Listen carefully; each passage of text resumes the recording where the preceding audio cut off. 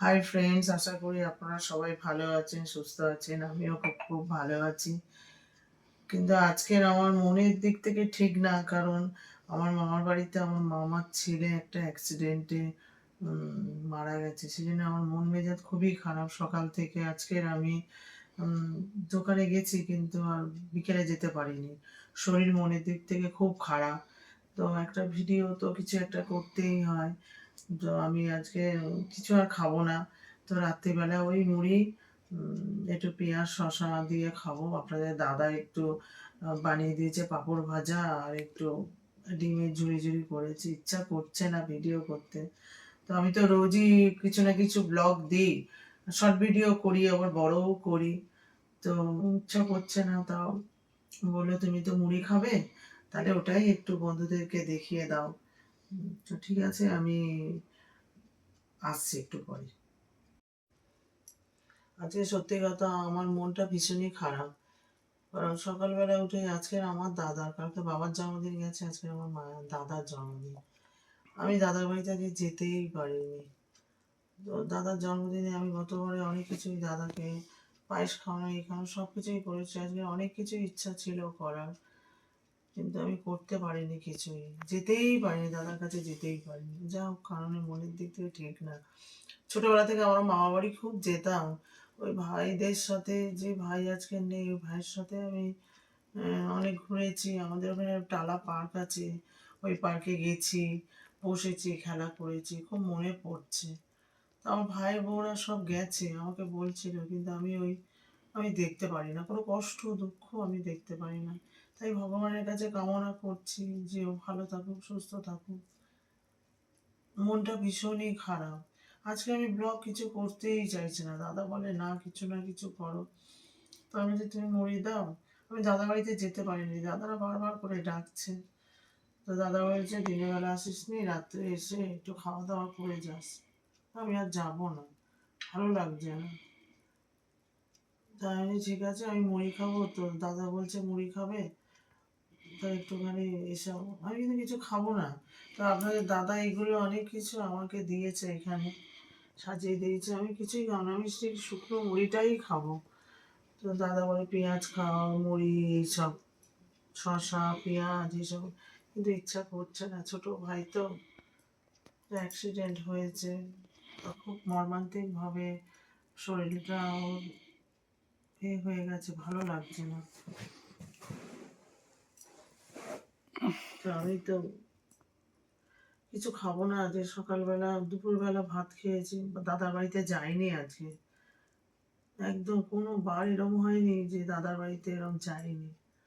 ইচ্ছা করছি না, যেতেই পারছে না। আজকে প্রেশার, সকালবেলা ঘুম থেকে উঠেই দাদা বলে এই খবর।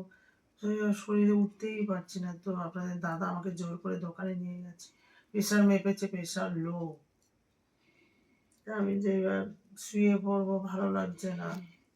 তো এবার দাদা বললো যে ঠিক আছে, তুমি মুড়ি খাবে, যে খাও। তাই আমাকে দিয়েছে এরকম করে। তো আমি খাবো না, কিছু অল্প করে একটু খাবো।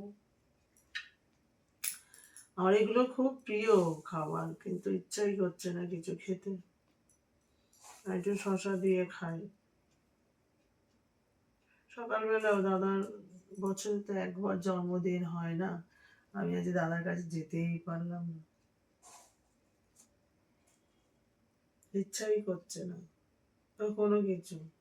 বিকেলবেলা আর দোকানে যেতে পারলাম না। মা বাবা দুই বউ, আমার ছোটদা গেছে, আমাকে অনেক বলেছে, আমি যেতে পারিনি। আমার শরীর এখনো ভালো না।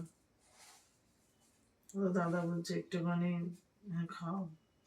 আমি বললাম শুকনো মুড়ি দাও তো, শশা দিয়ে ভালোবাসে, এত কিছু খাই, কিন্তু ইচ্ছা করছে না খেতে।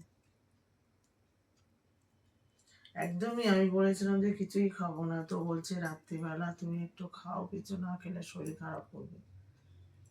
একদমই ভালো লাগছে না, মনের দিক থেকে খুব খারাপ।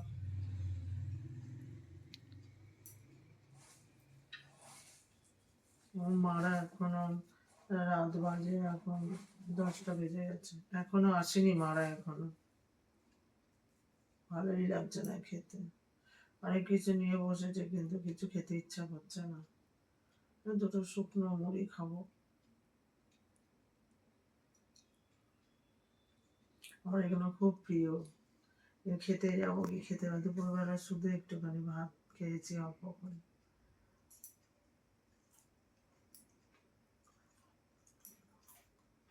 একদম কিছু ভালো লাগছে না।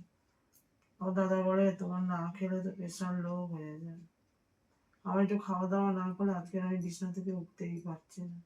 সকালবেলা যাওয়া গেছি, আর রাতে খাওয়া দাওয়া ঠিকমতো করতে পারিনি আছে।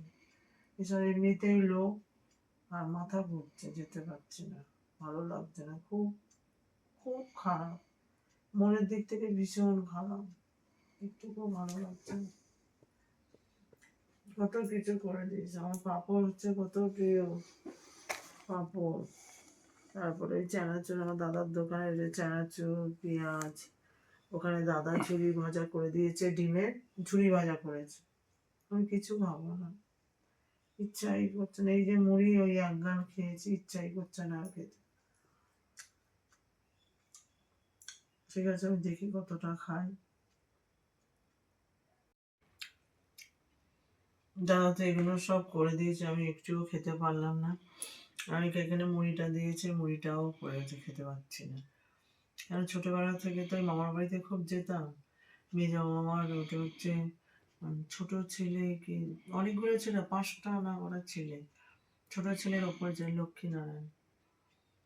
তো খুব খারাপ লাগছে, ভালো লাগছে না কিছুই খেতে। আমি কিছুই খেতে পারবো না, সব দাদা খেয়ে নেবে। আর কিছু আপনাদের সাথে শেয়ার করতে আর ভালো লাগছে না। ঠিক আছে, এখন রাখছি।